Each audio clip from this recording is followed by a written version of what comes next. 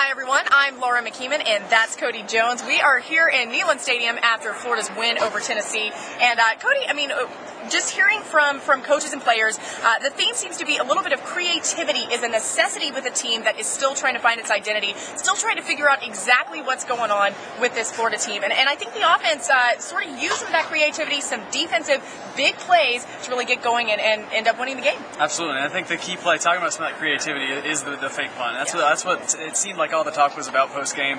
Coach Meyer said they've been working on that this week quite a bit. They knew that if the opportunity presented itself, they were going to see what the matchup was like. They said there were two guys on that side of the field for Tennessee. Florida had three blockers, so they went ahead and called the play up from the press box, and obviously liked what they saw. Amari Sines had to make one guy miss, and from there out, it was an easy first down, and Coach Terrell Austin said he thought he was going to score. So really, I think that was the turning point of the game. But Coach Meyer even said, if you get that momentum, you fail to capitalize on it, it's just as bad as not getting that first down. So you saw them drive down the field, throw that touchdown to Frankie Hammond, and be able to capitalize on that momentum. And from then out, it seemed like they were able to capitalize on the momentum for the most part. Yeah, some definite game changers. Obviously, interceptions being key as well. And, honestly, Cody, I think we're going to see this throughout this SEC schedule. Maybe some closer games or some more difficult situations where interceptions and big plays on defense will be key.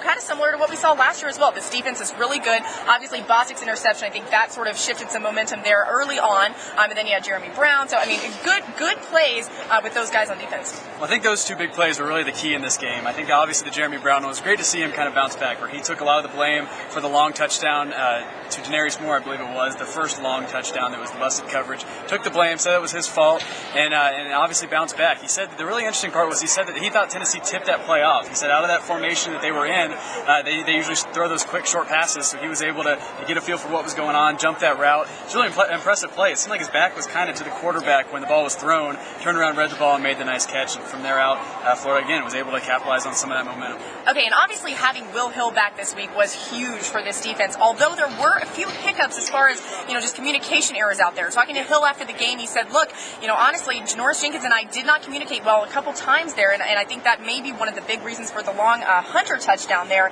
toward the end of the game, where Tennessee ended up kind of surprising everyone. I think even some Florida coaches were surprised by that play. So, they're still trying to figure things out there, although Hill did say it was great to be back and great to be part of the team again. He said he's really trying his best to help out as much as possible. And whether there were some communication errors or not, I think they'll try to work that out.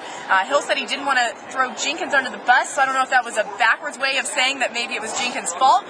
Maybe Jenkins would say something different, but either way, I think they'll try to get those things solved this week. Absolutely. I think it was just huge to get some of those things worked out now. Those are things you can't get worked out on the practice field. They only happen during the games. It's one of those unique environments where things just kind of happen there. You see the same thing with the offensive line as well. Started to get better throughout the game, and it's kind of that formation with Xavier Nixon at left tackle, and then kind of the way they wanted the offensive line to be the entire time. So I think that's kind of what you're seeing is it's some of these little hiccups, but it's things that you can't really fix on the practice field. It's all these heat of the moment environments where those mistakes are made, and it's all about correcting from there. Yeah, and let's face it, being on the sideline down here, I will be the first and not the last to say it was incredibly loud. It's impressive that this offense, being young and obviously Brantley's first SEC road game, coming out with a victory is huge. Okay, let's talk a little bit about offense continuing there. Jeff Demps coming away with 26 carries.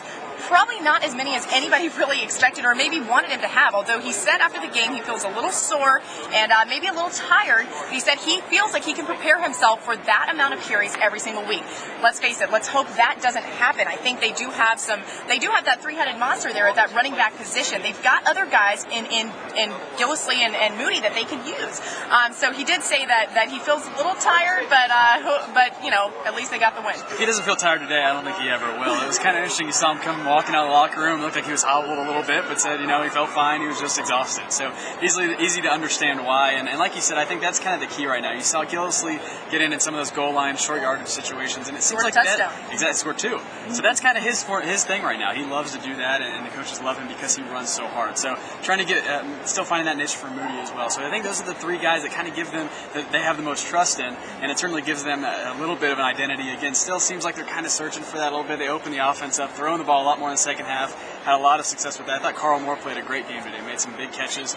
Seems like a really good possession guy for them right now. Okay, and speaking of receivers, Frankie Hammond getting out there, scoring his first meaningful touchdown, I would say, as a Gator. Obviously huge to come back in a game and really have a great game for a guy like Frankie Hammond.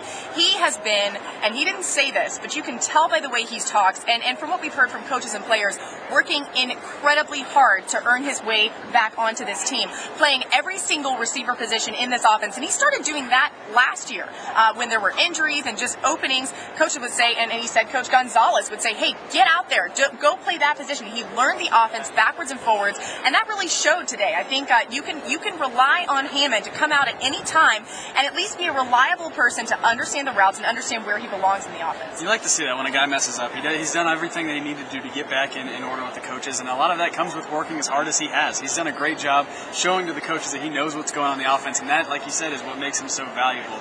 The depth issues they talked about at receiver earlier on in the season, I think those are kind of the talks of that, at least, have calmed down a little bit with his emergence in this offense. He knows all those positions, like you said, so I think it really helps him out quite a bit, and great to see him just to get back out here again with his team, but also to score a touchdown that actually meant something to this team. He seemed thrilled. Okay, I cannot get Rocky Top out of my head. I think it's going to be with me for a while now, but keep it right here on FightingGators.com for all the latest Gators news.